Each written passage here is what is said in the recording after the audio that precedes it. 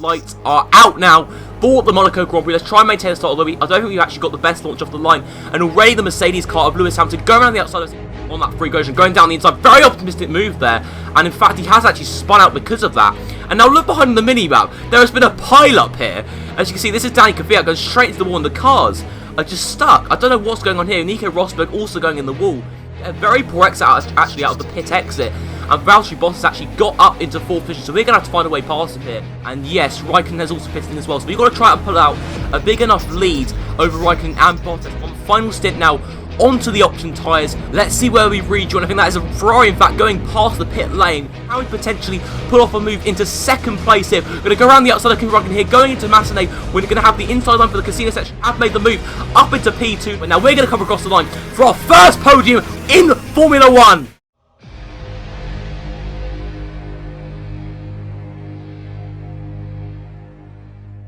It's nearly 10 o'clock in the morning here in Canada, where today's practice session marks the start of this weekend's Canadian Grand Prix. It's always enjoyable coming to Montreal as it produces an exciting weekend's racing. High speeds and tough corners means there's always a chance of a driver losing their front wing, going off into an escape road, or even heading into the gravel.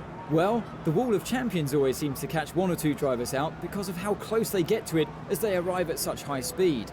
We can probably expect to see someone end up there over the course of the weekend. A few of the drivers have mentioned how important it will be to look after their rear tyres here. I know the Sauber and Toro Rosso guys are particularly worried about how they're going to manage that, as it's perhaps one of the areas they're still trying to get on top of. Lots of low-speed exits means the rears are in for a lot of punishment. It's all too easy to spin them up coming out of a corner too aggressively. It might look great for us as spectators, as we love to see a car driven beyond its limits, but it's not going to result in a great long-run pace. Well, that's just what I wanted to hear. Jesus Christ. So, apparently, according to the commentators, we're going to have no pace today, but we're going to see in a second whether we do. But anyway, guys, welcome to part 7 of my Felipe Nasr career mode here at the Canadian Grand Prix in Montreal. Just got to put it out there, guys, unfortunately there is a lack of replay cameras in this episode due to the replays messing up a little bit at the end. I can tell you what happened. Unfortunately, my hard drive ran out of space, so I had to delete some footage. And unfortunately, didn't record the last 2 laps. The raw recording didn't record the last 2 laps, so I had to get the replays. But when you Windows F1 2015 on PC, when you full screen it again, for some reason it messes up the quality completely. So there are unfortunately going to be black lines next to the replays. But anyway, guys, let's get into qualifying. Max Verstappen's poor qualifying run continued as he could only manage 18th, with teammate Sainz faring a lot better in 11th place. Unsurprisingly, Fernando Alonso and Jenson Button were the slowest drivers in the speed trap, as both cars struggled to 16th and 17th respectively. Force India had a shocker of a session, with Sergio Perez down in 13th and Hulkenberg in 15th after a 5-place grid penalty for a collision with compatriot Sebastian Vettel. After causing a pile-up in Monaco, Romain Grosjean was looking to move on in Montreal, but his qualifying pace didn't give him much hope as he lined up in 12th with teammate Maldonado in 14th. Daniel Kvyat got the edge over teammate Ricciardo as the Russian was just over a 10th quicker than the Australian driver. Williams were expecting better from qualifying, but were confident that a good start could possibly result in a top 5 finish tomorrow. With Lewis Hamilton being unable to put in a competitive time, both Ferrari drivers lined up in 2nd and 3rd, with the Iceman leading Vettel. This meant that Nico Rosberg once again got pole position, which should certainly make for an entertaining race tomorrow. Felipe Nasr continued to impress with a 5th place result in qualifying. Marcus Ericsson was lined up in 11th.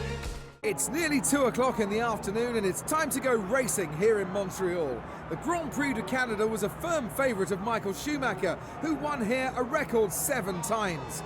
Many of our drivers today would be really happy just to win it once. Driving one of those Mercedes to the top of the timesheets in qualifying was Germany's Nico Rosberg. He'll have made quite a few people sit up and take notice with that performance, not least his teammate Lewis Hamilton. He'll want to stay out of trouble over the first few laps, but he'll be determined not to let any cars past him. If he can maintain that position once everything's settled down, he'll have a massive advantage and be able to control the race. Well, it wasn't a good race for Nico Rosberg last time out. It was his worst finish of the season, so he'll be looking to bounce back with a much better showing today. Nico was talking in the press conference earlier in the week about not dwelling on poor performances. He needs to forget about the last race and concentrate on having a good result today. So another very respectable qualifying position of 5th place here today at the Canadian Grand Prix. Thinking about the strategy today, just a one-stop. The tyre around Canada is extremely low, obviously with these Pirelli tyres. The Bridgestone tyres did wear quite easily around Canada, but the track surface seems to suit the Pirelli tyres a lot better, especially with these more modern-day Formula 1 cars. But anyway, guys, let's get into the race. So now waiting for the 5 red lights here to signal the start of the Canadian Grand Prix. 5 red lights. And we are away here for the Canadian Grand Prix today, going off to a pretty poor launch, has got to be said. Valtteri Bottas going around the outside of us into turn 1, trying to defend the position up the inside, but he is going to have the inside line for turn 2. Can he make that move stick? Will the Williams drive Valtteri Bottas? Yes, he has. But in fact, guys, look at the track. It does look very greasy, so there must have been some rain about an hour before this race, which just hasn't cleared up yet. But for some reason, my grip was not being affected, so I'm not sure whether this was a glitch or something, but we're going to quickly move on from that as we are going to try and re-overtake Valtteri Bottas, who obviously overtook us at the start going into turn 1 and turn 2, but I think our best bet of overtaking cars today will be on the back straight, because the Sauber is obviously one of the best cars in the straight line this F1 2015 season, and obviously it is quite... I don't know whether that's portrayed too well on the game, because I think probably the Mercedes is probably the best. The Sauber, in comparison to the Mercedes-powered cars, probably doesn't really have the straight line speed advantage over them. But now, Valtteri Bottas getting a very poor exit, in fact, out of the final chicane, almost hitting the wall of champions there, getting a very big bit of oversteer. But now we're going to make the move up the inside of Valtteri Bottas going into turn 1. We're going to regain the position exactly a lap after he overtook us. But now looking ahead of the leaders, currently Nico Rosberg's leading from Kimi Raikkonen, Lewis Hamilton and Sebastian Vettel. I think Lewis Hamilton's in fact being held up by Kimi Raikkonen here, so potentially could we possibly gain on these guys and even overtake them here? So that is the aim at the moment. But now currently behind us, we're going to have to worry about the other Williams of Valtteri Bottas. Bottas currently still behind us, just not leaving us alone here. He also has good straight line speed as well, but currently actually we seem to be out dragging him here on the back straight. But Bottas, could he possibly make a move here into the final chicane? But now looking ahead, I believe that is Lewis Hamilton making a move on Kimi Raikkonen up into second place. So it's going quite well for Lewis Hamilton. Lewis Hamilton obviously starting quite way down in 4th position, regaining the positions now at the Canadian Grand Prix. Now on to lap 3. We do have Bottas behind us, but I believe Felipe Nasr in the other Williams is also closing us down. But Vettel on the back of Kimi Raikkonen now, he's going to be aiming to make a move on his team. But now Bottas for some reason understeering out there into the wall. So I believe from that he actually got damaged. I believe at the end of this lap he had to pit for a new front wing. I'm not too sure what caused him to do that. But now looking ahead, you can see Vettel and Raikkonen battling out. And Vettel, I think, may have just stayed behind Raikkonen. Raikkonen defending quite well for all his worth. But now looking on the minimap, that is Valtteri Bottas, the other Finnish driver, pitting in for a new front wing. Still not quite sure what happened with him, but now Vettel has finally made that move stick on the Ferrari, his teammate Kimi Raikkonen. So could we potentially reel him in and overtake him for what is currently will be 4th position? You can see the track's still quite damp here. Now we are within a second. We do have the DRS which we have just opened here. But again, we're not really close enough to make a real move. But now, if we get a good exit out of the chicane, we could potentially make a move going down to turn 1.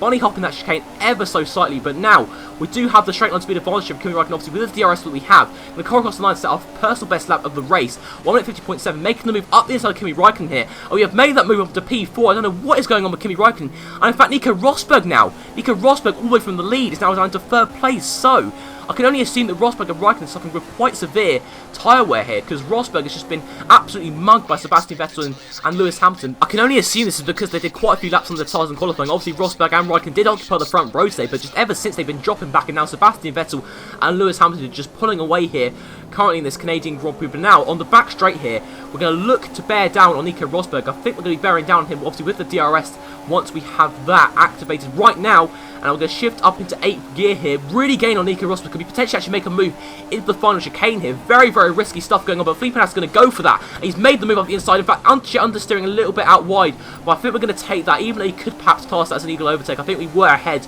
just before we went into the final corner, so very good move there, up into 3rd position. So could we seal another podium today? That is the question now. Felipe Nasr indeed behind us, in fact sealed 4th. So Nico Rosberg and Kimi Raikkonen just dropping back like flies here, absolutely, just really just not on the pace whatsoever. And I think they did in fact pit just a couple of laps after that, really did respond to that. But now on lap 16, we are now pitting in for our one and only stop of the day, and I believe Massa, Vettel and Lewis Hamilton are also pitting in. Vettel and Hamilton just exiting the pits now, but Massa following us in. So where will we rejoin in relative to Nico Rosberg? That is the question, because I think Raikkonen is quite a way behind at this point. I think Raikkonen did drop back even further, but Rosberg is who we need to be looking out for now. 2.6 second stop. A good stop there from the South boys, very respectable, but not the best it has been, it's got to be said. But in fact, there is no sign here of Nico Rosberg, who's just going through time. You can see on the mini-map there, he has rejoined ahead of Massa. He has undercutted him just about, I believe. Yes, he has. Only just, actually. Very close there between Rosberg and Massa, but In fact, we have maintained that 3rd position, but now onto lap 18, just a couple of laps after that, it took the prime tyres an absolute age to get up to temperature and just to have any sort of grip whatsoever. And Rosberg here has just done us around the outside. Now he's going to have DRS. Now he's pretty much pulled away from us here. And now that's a podium gone in literally an instant. That was just an instant. Rosberg just reeled us in by about a second of the lap and just overtook us around the outside and just said, you know, see you later, and pretty much just left us. And now we have Felipe Nasr to contend with now. So obviously the podium's now pretty much out of the question. So it's now a battle for 4th between ourselves and Felipe Nasr. The 2 compatriots here, the 2 Brazilians, going to be brilliant for the Brazilian fans to watch here. But Felipe Nasr making the move around the outside there with the straight line speed and obviously the DRS that he has, but going very slowly into the chicane. We've got a backmark ahead of us in the form of the Miranda Marussia car of Roberto Merri, but Nasr having DRS obviously from us. Obviously it's double DRS only in Montreal, so we get a DRS on the back straight and the pit straight. In fact, Nasr making incredibly early there, and Felipe Nasr really did not expect to make that move on the inside, but Nasr has indeed defended that position. But Nasr obviously making that move, didn't expect to, because Felipe Nasr broke very early because of the back marker of Roberto Merri. But let's hope that Roberto Merri holds up Felipe Nasr a little bit more. Let's hope we can take advantage of this. Let's see if we can try and make a move perhaps into the chicane now, because Nasr's going very slowly, being held up by Roberto Merri, but in fact getting very out of shape there. Felipe Nasr just under braking for some reason, just his rear tyres were locking an awful lot throughout this hill. I'm not sure if it was because of the prime tyres, just the setup. Probably was a setup, to be honest. But so onto the back straight once again. Felipe Nasr making the move round the outside of Roberto Merri, the back marker obviously clearly getting out of the way for us there. Really does not want to hold up this battle here between the 2 Brazilian drivers. Could really turn to some battle here, guys. Let's just see how it all escalates. Now, out of the corner, Felipe Nasr getting quite a slide there. The AI going very slowly through the chicane, but still getting really big slides.